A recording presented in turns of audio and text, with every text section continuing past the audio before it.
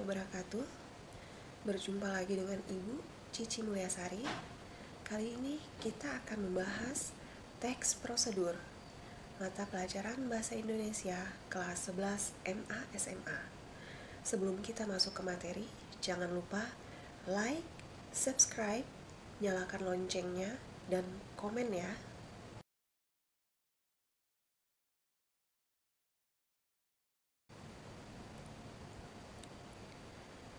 Apa pengertian dari teks prosedur?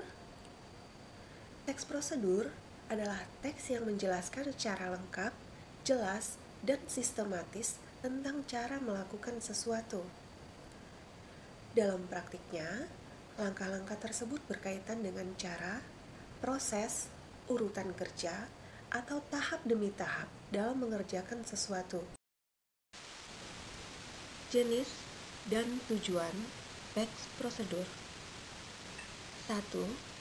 Petunjuk penggunaan alat, benda, atau perangkat lainnya.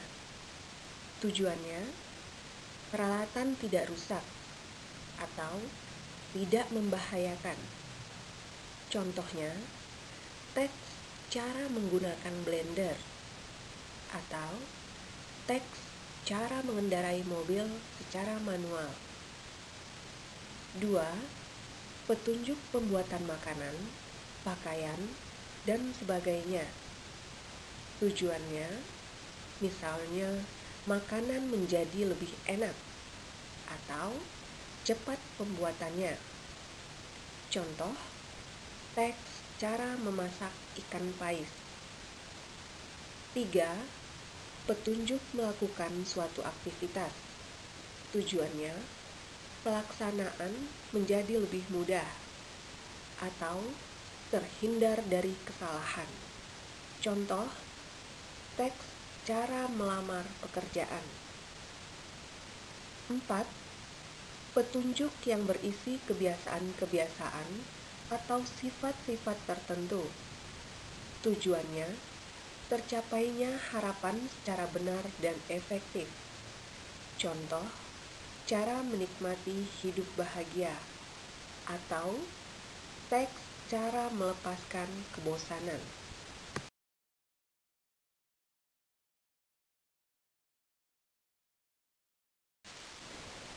Struktur teks prosedur. Teks prosedur terdiri dari 3 bagian. 1.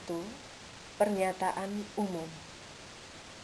Pernyataan umum berisi pengantar, pengenalan, atau gambaran umum tentang isi petunjuk. 2.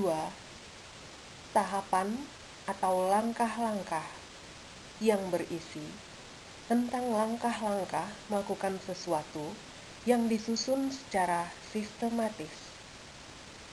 3. Penegasan ulang. Penegasan ulang bukan berupa kesimpulan, melainkan dapat berupa harapan atau manfaat.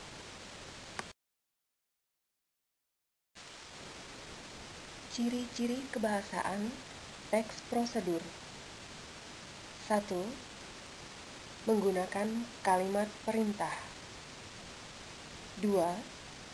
Menggunakan kata kerja imperatif. 3. Menggunakan konjungsi kronologis. 4. Mengandung kata teknis. 5. Deskripsi alat. Dan 6. Menggunakan kata penunjuk waktu.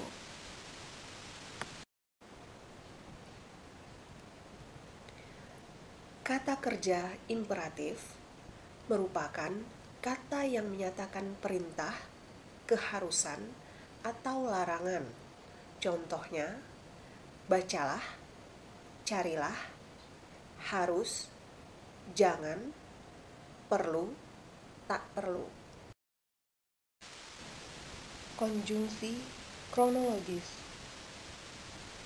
Konjungsi kronologis adalah konjungsi yang menghubungkan dua buah klausa atau lebih yang menggambarkan adanya urutan waktu kejadian. Contohnya, kemudian, lalu, setelah itu, pada akhirnya, dan selanjutnya.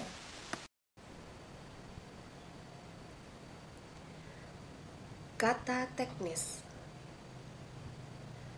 Kata teknis adalah kata kerja yang memiliki artian secara khusus terkait bidang ataupun keahlian tertentu atau istilah. Contohnya, bidang teknologi, install, online, jaringan, aplikasi, gadget, chatting. Bidang pendidikan, kurikulum, ujian. Bidang biologi, adaptasi, fosil, ekosistem. Kata penunjuk waktu, contohnya beberapa menit, setengah jam. Kata penunjuk waktu juga banyak digunakan pada teks cara membuat masakan atau resep. Langkah-langkah menyusun teks prosedur. 1. Menginventarisasi macam-macam kegiatan yang pernah atau biasa dilakukan. 2. Menentukan tema kegiatan. 3. Membuat kerangka dalam bentuk topik-topik kegiatan secara garis besar. 4. Mensistematisasi kerangka dengan benar dan mudah dipahami pembaca. 5. Mengumpulkan bahan-bahan. 6. Mengembangkan kerangka menjadi sebuah petunjuk yang jelas dan lengkap. Penyuntingan teks prosedur. Yang perlu diperhatikan dalam menyunting teks prosedur antara lain: 1. Kebenaran isinya.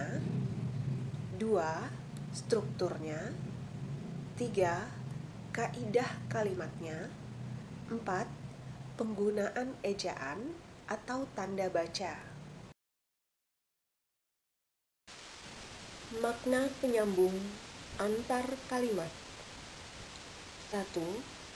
Menyatakan kesediaan untuk melakukan sesuatu yang berbeda maupun bertentangan dengan hal yang dinyatakan pada kalimat sebelumnya. Contoh, kami tidak sependapat dengan dia. Meskipun begitu, kami tidak akan menghalanginya. 2. Menyatakan kelanjutan dari peristiwa atau keadaan pada kalimat sebelumnya. Contoh, mereka berbelanja ke pasar Panorama. Sesudah itu, mereka pergi ke rumah saudaranya di Pantai Berkas.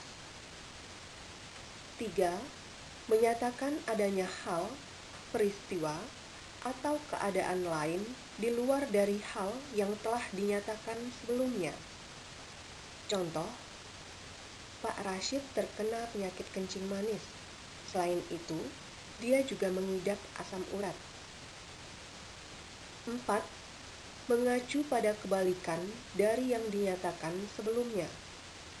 Contoh, penjahat itu tidak mengindahkan tembakan peringatan.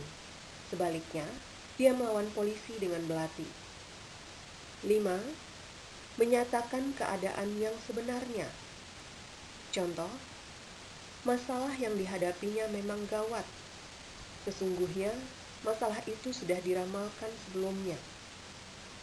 6. Menguatkan keadaan yang dinyatakan sebelumnya. Contoh, Pak Arik sudah tahu soal itu. Bahkan, dia sudah mulai menanganinya. 7. Menyatakan keadaan pertentangan dengan keadaan sebelumnya. Contoh, keadaan memang sudah mulai aman, akan tetapi kita harus tetap waspada. 8. Menyatakan keeksklusifan dari hal yang dinyatakan sebelumnya. Contoh, Tasya akan studi di Timur Tengah. Selain itu, dia pun akan menunaikan ibadah haji. 9. Menyatakan konsekuensi. Contoh, Anissa sudah 3 hari tidak sekolah tanpa izin. Dengan demikian, dia sudah layak untuk mendapatkan peringatan dari sekolah. 10. Menyatakan akibat. Contoh, sudah 5 hari Yena tidak masuk sekolah.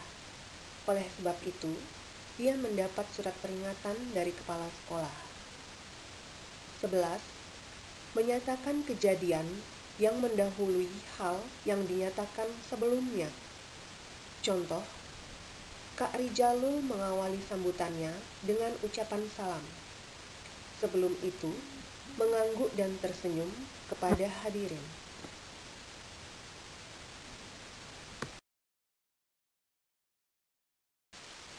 Demikianlah pertemuan kita hari ini tentang teks prosedur. Sampai berjumpa pada pertemuan selanjutnya. Jangan lupa like, subscribe, dan komen ya. Terima kasih. Wassalamualaikum warahmatullahi wabarakatuh.